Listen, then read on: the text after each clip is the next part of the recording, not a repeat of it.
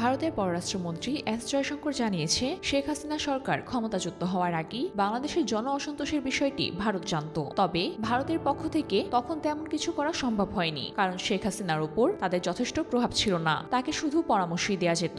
শনিবার ভারতের পররাষ্ট্র বিষয়ক পরামর্শ কমিটির বৈঠকে জয়শঙ্কর আরও জানান, শুধু ভারত নয়, আরও কয়েকটি আন্তর্জাতিক পক্ষ বাংলাদেশের পরিস্থিতি সম্পর্কে অবগত ছিল। এদিকে ক্ষমতাচ্যুত শেখ হাসিনাকে আশ্রয় দেয়ায় দিল্লি ঢাকা সম্পর্কে টানাপোড়েন দেখা দিয়েছে।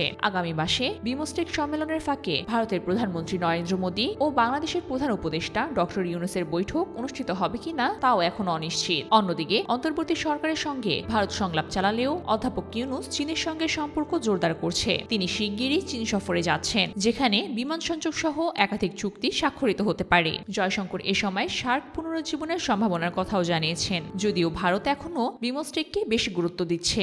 এছাড়া ভারতের পররাষ্ট্র বিষয়ক পরামর্শ কমিটির বৈঠকে মিয়ানমারের অস্থিরতা ও চীনের ক্রমবর্ধমান প্রভাব নিয়েও ভারতের সংসদ সদস্যরা উদ্বেগ প্রকাশ করেছেন।